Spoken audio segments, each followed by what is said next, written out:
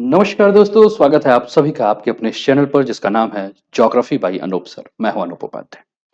दोस्तों, दिल्ली में आज चुनाव के परिणाम आ चुके हैं और चुनाव के परिणाम के पश्चात आज केजरीवाल की हार हुई है।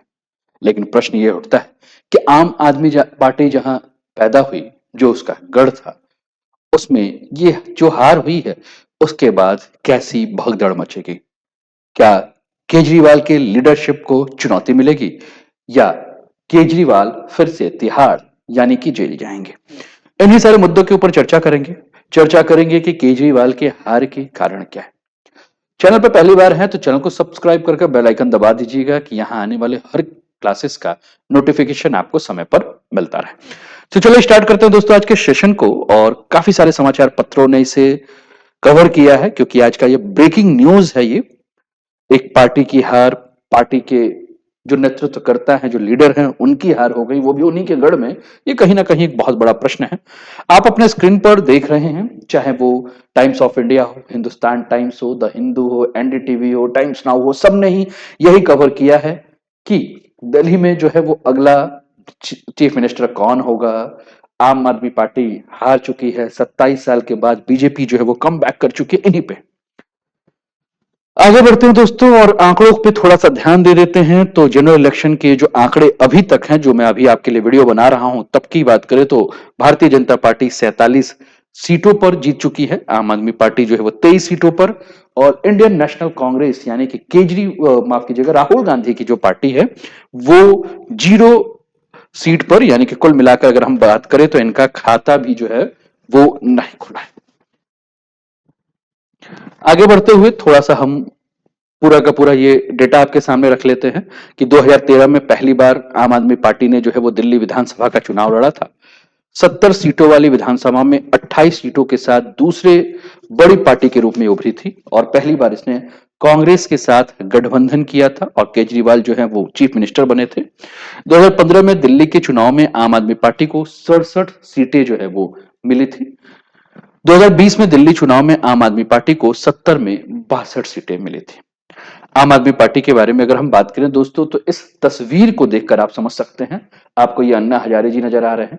अन्ना हजारे जी की एक तरफ आपको मनीष सिसोदिया जी नजर आ रहे हैं और दूसरी तरफ आपको केजरीवाल जी नजर आ रहे हैं। यानी कि कुल मिलाकर अगर हम बात करें दोस्तों, तो आम आदमी पार्टी जो है वो एक आंदोलन से उपजी हुई पार्टी है।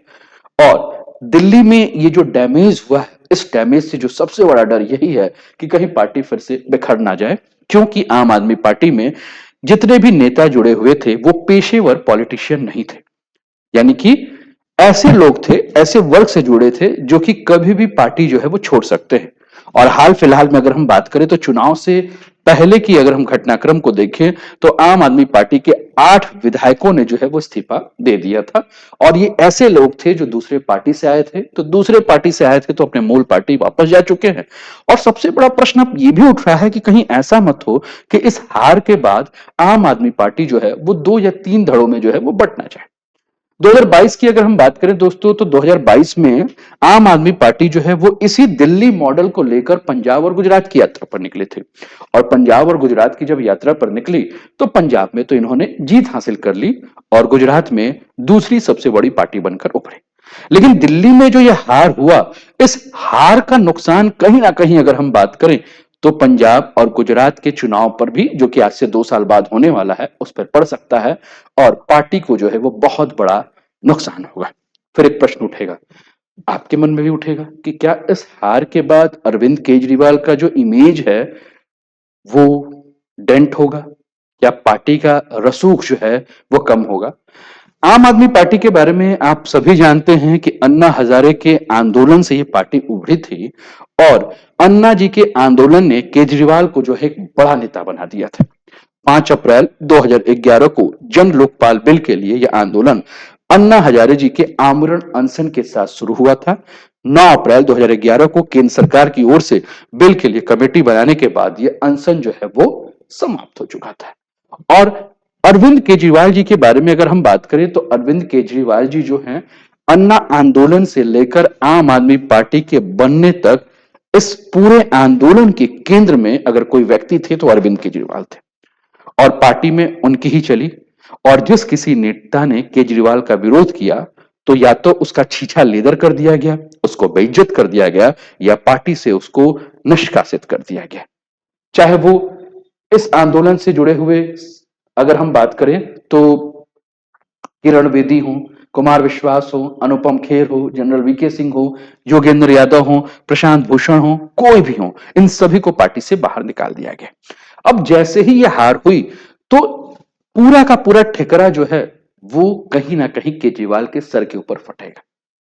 और सबसे बड़ी बात यह है कि अरविंद केजरीवाल का जो चरित्र हनन हुआ है, अगर मैं कहूं तो ये कहीं ना कहीं शराब घोटाला एक बहुत बड़ा दाग है अरविंद केजरीवाल के पूरे करियर पर। क्योंकि शराब घोटाला में जमानत मिलने के बाद केजरीवाल 15 सितंबर को जो है उन्होंने जब इस्तीफा दिया था तो उन्होंने कहा था कि मैं कुर्सी पर तभी बैठूंगा जब दिल्ली की जनता अपना निर्णय सुना देगी।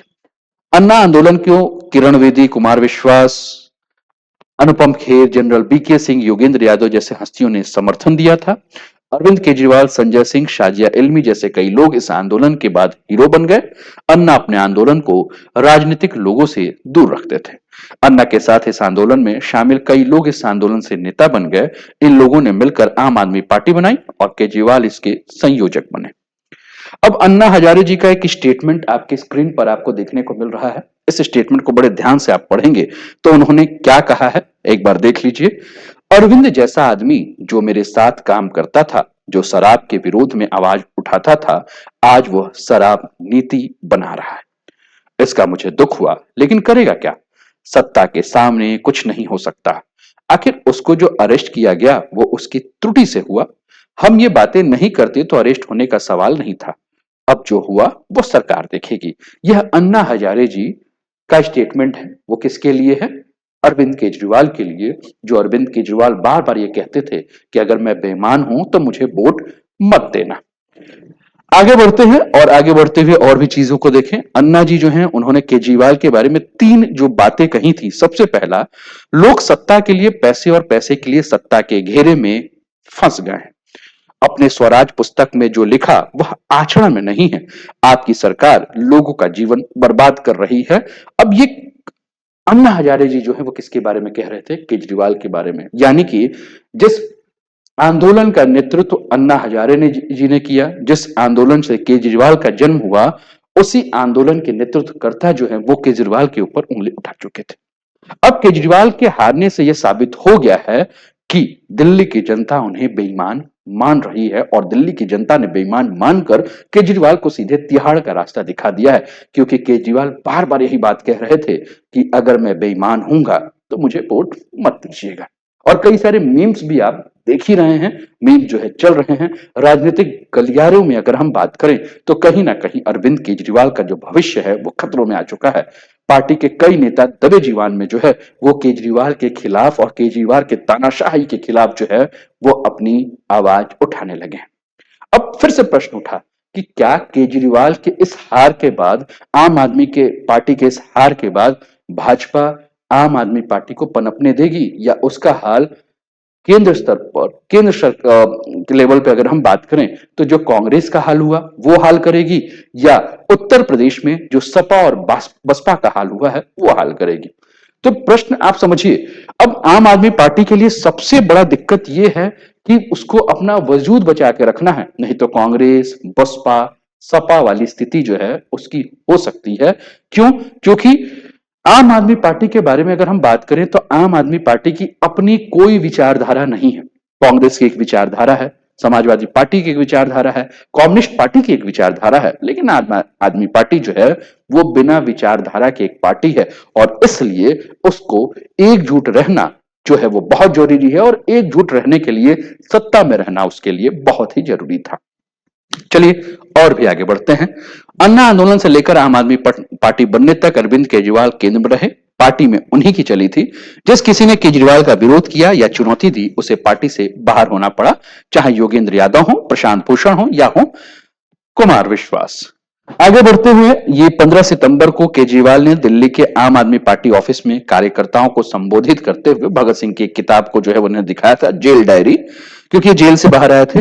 और भगत सिंह की जेल डायरी किताब को दिखाते हुए उन्होंने यही कहा था ईमानदार हूं तो वोट देना, बेईमान हूं तो वोट मत देना। ठीक। अब जिस तरह की आम आदमी पार्टी राजनीति कर रही थी, उससे बीजेपी कहीं ना कहीं असहज जो है महसूस कर रही थी।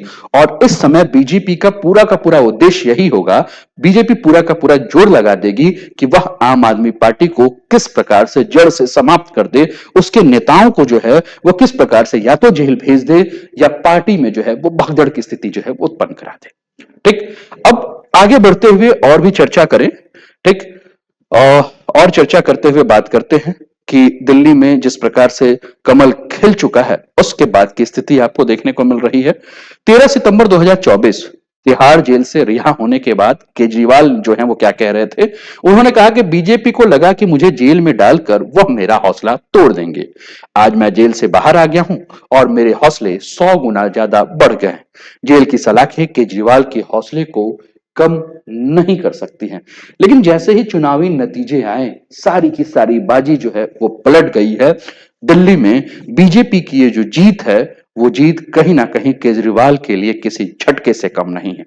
जिस प्रकार से मोदी बनाम केजरीवाल का पूरा नैरेटिव बनाया गया था, वो सारा नैरेटिव जो है वो टूट चुका है। बीजेपी ने केजरीवाल को दोबारा जेल भेजने की तैयारी जो है वो कर भी ली है।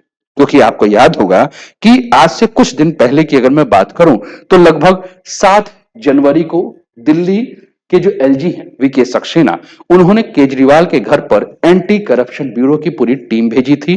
और एंटी करप्शन ब्यूरो की टीम ने केजरीवाल के राज्यसभा सांसद यानी कि संजय सिंह, मुकेश अहलावत के घर जो है वो पूरी जांच की। और करीब 1.5 घंटे की जो जांच हुई, उस जांच के बाद जो है वो लीगल नोटिस देकर एसीबी जो है वो रवाना हो गई। ठीक। इसके अलावा अगर हम बात करें तो कहा यह भी जा रहा है कि जो केजरीवाल के ऊपर शराब घोटाले का जो केस था, उस पर वो जमानत पर है, यानी कि केस बंद नहीं हुआ है और जमानत पर जो है वो तो केस चलता रहेगा। 31 जनवरी की बात है दोस्तों। 31 जनवरी की अगर हम बात करें तो 31 जनवरी को दिल्ली के द्वारका में प्रधानमंत्री मोदी जो है वह एक चुनावी सभा को संबोधित कर रहे थे। और बार बार वह भ्रष्टाचार को यानी कि शराब घोटाले के ऊपर वो जो है वो ध्यान केंद्रित कर रहे थे। और कह भी रहे थे कि केंद्रीय जांच एजेंसियां अगर जांच करेंगी तो आम आदमी पार्टी की मुश्किलें और भी बढ़ सकती हैं।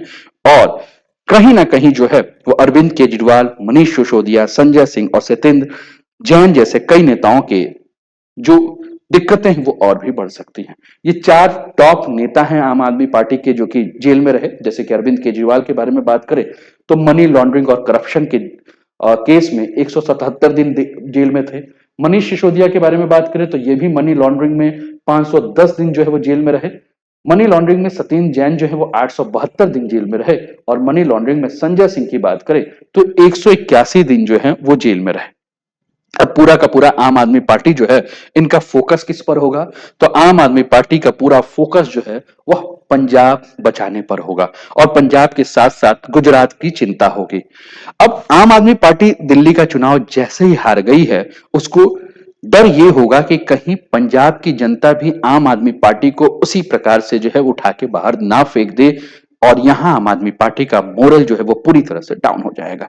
भले ही बीजेपी की जो है वो पंजाब में जो है वो बहुत कम सीटें हैं, लेकिन फिर भी कहीं ना कहीं ये डर जो है वो आम आदमी पार्टी के अंदर बना होगा। और केजरीवाल की लीडरशिप में जो ये चुनाव हारा गया है, वो कहीं ना कहीं पार्टी के अन्य कार्यकर्ताओं और नेताओं के दिमाग में यह भी प्रश्न उठा देगा कि क्यों ना पार्टी के संयोजक को जो है वो बदल दिया जाए। और हो सकता है कि केजरीवाल और मनीष सिसोदिया के जगह पे जो है वो किसी दूसरे नेता को, जैसे कि सौरभ भारद्वाज को भी जो है वो हो सकता है कि पार्टी का संयोजक बना दिया जाए। तो कुल मिलाकर ये सारा का सारा न्यूज था। जस्ट न्यूज विश्लेषण में हमने आज के राजनीति और परिणाम को हमने देखा। उम्मीद है कि यह पूरा विश्लेषण आपको पसंद आया होगा। आप अपने कमेंट के माध्यम से जरूर अपनी राय रखें। चैनल को शेयर, सब्सक्राइब और लाइक कर दीजिएगा। अपना कमेंट जरूर दीजिएगा। ध्यान रखिए अपना, स्वस्थ रहिए, मस्त रहिए, तंदुरुस्त रहिए, हंसते खेलते मुस्कुराते हुए जीवन का आनंद लीजिए। जय हिंद, जय भारत।